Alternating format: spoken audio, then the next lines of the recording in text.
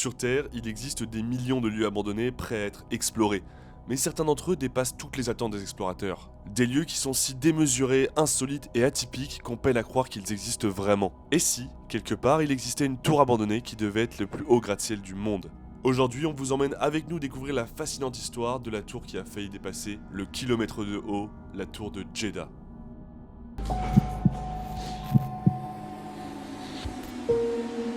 Bonjour tout le monde, c'est Gabriel. Et Corentin, et aujourd'hui on va vous parler d'un projet qui a été abandonné et qui a failli devenir la tour la plus haute jamais construite par l'homme. Située dans la ville de Jeddah en Arabie Saoudite, cette tour qui devait s'appeler la Kingdom Tower était censée être l'un des symboles de puissance de la région, en atteignant des hauteurs inégalées. Cette tour, c'est vraiment la définition de la folie des grandeurs, puisqu'en plus d'être la première tour qui devait dépasser la fameuse barre des 1 km, elle devait atteindre une hauteur de 1600 mètres. Cependant, suite à des problèmes de terrain et de géologie, la hauteur maximum a été réduite à 1000 mètres, mais ça reste vraiment indécent. Et vous l'imaginez bien, ça se passe donc en Arabie Saoudite, dans le pays de la démesure. Et c'est vrai que cette région, c'est un peu la région où tout est possible. Vous avez déjà parlé dans une histoire d'Urbex de toutes les supercars abandonnées. Look this, I find a lot of abandoned race cars and... Et il y a aussi des projets alambiqués, comme par exemple The Line, qui est censé être une ville de plusieurs kilomètres de long, seulement contenue dans une ligne. On peut aussi retrouver la carte du monde faite en îlot de sable, qui est un projet qui a été totalement abandonné. Et donc c'est vraiment une région où il y a tout ce genre de projet complètement farfelu, et on voit qu'il y a de l'argent à dépenser. Et si on vous parle de ce projet aujourd'hui, c'est qu'il a bel et bien commencé, mais qu'il a fini par être abandonné.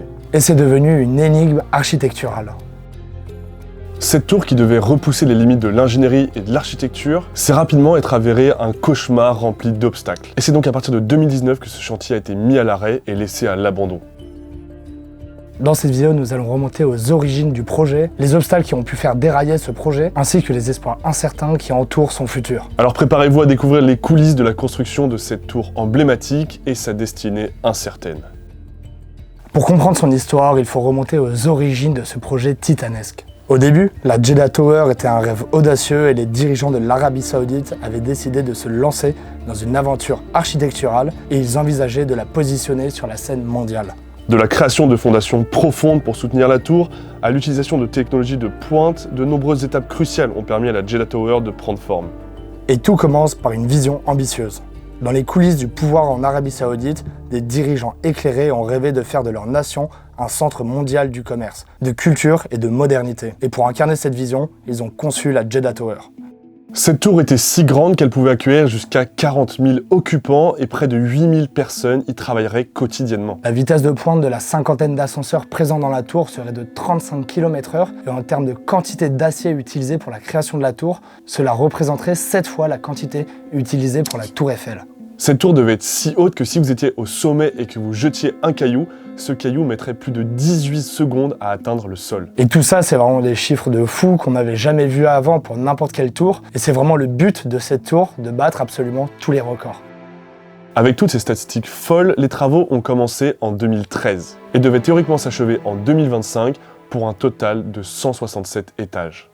Et le plus important pour la Jeddah Tower, c'était d'avoir de bonnes fondations qui vont mettre 1 an à être construites. Les ouvriers vont enfoncer 270 pieux jusqu'à une profondeur de 110 mètres pour avoir des bases vraiment solides et pouvoir accueillir tout le reste de la structure. Et si l'Arabie Saoudite a décidé de se lancer dans un tel projet, c'est qu'à cette époque, la concurrence pour faire les gratte-ciels les plus hauts faisait extrêmement rage et c'était à qui allait faire le plus grand. Et une tour de cette envergure ne pouvait pas être construite sans une équipe de concepteurs visionnaires. Les architectes, les ingénieurs et les designers de renom ont convergé pour donner vie à ce rêve. Et ils ont réussi à imaginer une structure révolutionnaire conçue pour résister aux forces de la nature et à des vents violents qui balayent la région, ainsi que les grands écarts de température dus à l'altitude.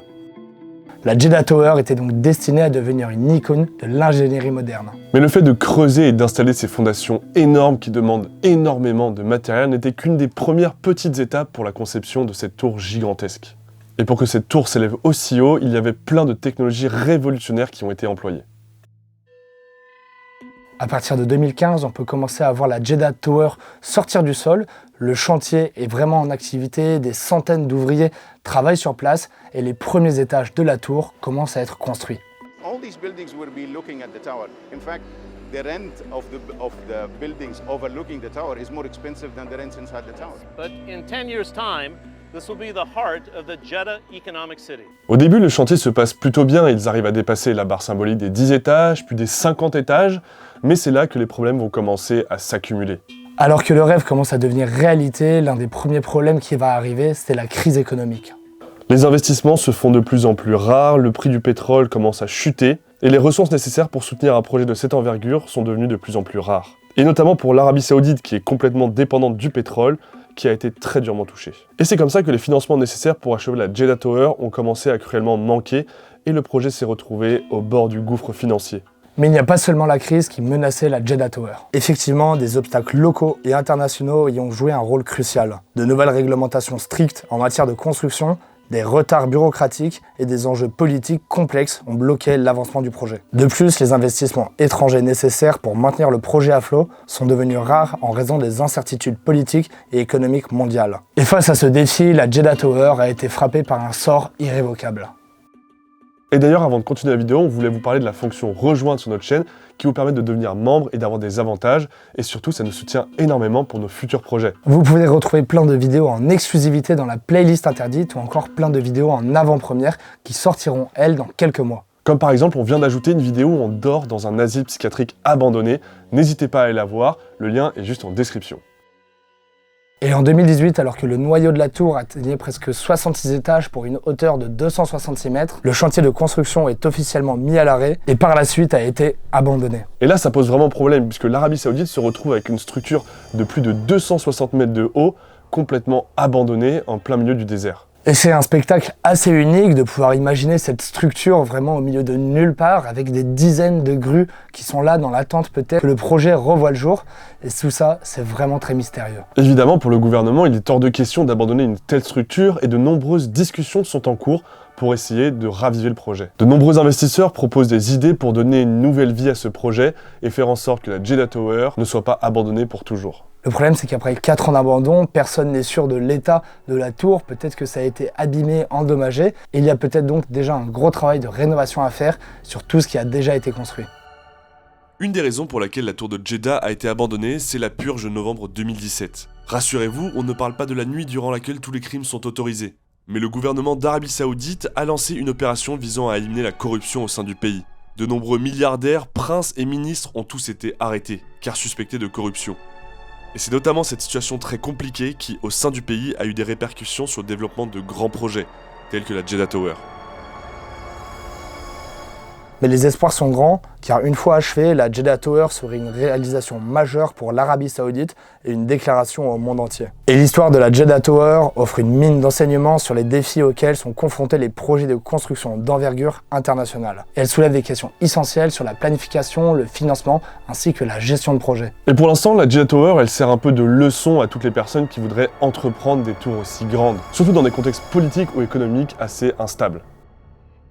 L'achèvement éventuel de la Jeddah Tower aurait des répercussions bien au-delà de son propre périmètre. Elle pourrait complètement redéfinir le paysage urbain de Jeddah et même de l'Arabie Saoudite, stimuler l'économie locale et attirer l'attention du monde entier, comme le fait un peu à l'heure actuelle le Burj Khalifa. Et nous pouvons nous poser une dernière question à laquelle vous pouvez aussi répondre en commentaire. Quel sera le destin ultime de la Jeddah Tower? Se tiendra-t-elle un jour fièrement parmi les gratte-ciels les plus hauts du monde ou restera-t-elle figée dans l'inachèvement? Aujourd'hui, ça fait plus de 4 ans que ce bâtiment est à l'abandon et on commence à se poser beaucoup de questions. Malgré le fait qu'il y ait énormément de sécurité aux alentours pour éviter les intrusions, etc., ça reste une tour en béton et acier de plus de 260 mètres. Et ça peut être vraiment très dangereux pour les alentours. Ce qui est fou, c'est de se rendre compte qu'elle était censée être finie en 2025, soit dans 2 ans, mais que le projet est complètement abandonné depuis 4 ans. Et donc ça donne peu de perspectives d'avenir pour cette fameuse tour. Nous, on a décidé de vous en parler dans cette vidéo parce que ça reste un bâtiment fascinant et on aurait adoré partir l'explorer, mais le problème c'est que c'est très compliqué de partir l'explorer parce qu'elle se trouve dans un pays où si on se fait attraper pour la moindre petite bêtise, c'est directement la case-prison. Et bien qu'on ait déjà eu l'occasion d'explorer des bâtiments qui étaient très grands, des tours abandonnées de 22 étages pour la plus grande qu'on ait faite, on n'a jamais exploré un bâtiment d'une telle envergure. Et pour l'Arabie Saoudite, on souhaite que le jour où on l'explore, ce soit une simple visite et qu'elle soit terminée. Mais on n'imagine même pas l'angoisse que ça devait être de se trouver à 1 km de haut dans une tour. Personnellement, je serais terrorisé. Dis-toi, quand t'es en haut, la pointe, elle a une marge de 2,50 m pour bouger. C'est-à-dire qu'elle tombe comme ça sur 2,50 m. Cette tour, qui depuis maintenant presque 5 ans se retrouve abandonnée sans savoir si un jour elle arrivera à dépasser la barre symbolique des 1 km, voit enfin un peu d'espoir. Après de nombreux appels d'offres et négociations, il semblerait que le chantier de cette folie des grandeurs puisse enfin reprendre. Bien que l'entreprise qui se chargera d'entreprendre la suite de la construction n'ait pas été encore choisie, on peut imaginer que dans les prochaines années, cette tour abandonnée voit sa construction reprendre. En tout cas, on espère que vous aurez bien aimé cette histoire d'Urbex, qu'on vous aura fait découvrir un endroit vraiment atypique. Si c'est le cas, n'oubliez pas de mettre un pouce bleu, de vous abonner à la chaîne YouTube. Il faut savoir qu'à travers le monde, il y a plein d'endroits abandonnés complètement insolites. Si vous en avez en tête, n'hésitez pas à le dire dans les commentaires, peut-être qu'on vous fera une histoire Urbex là-dessus. Merci à tous de nous avoir écoutés jusqu'au bout. C'était Gabriel et Corentin, et on se retrouve Bye bye. samedi... Ah, désolé. Bye bye. Samedi prochain, 18h. Bye bye.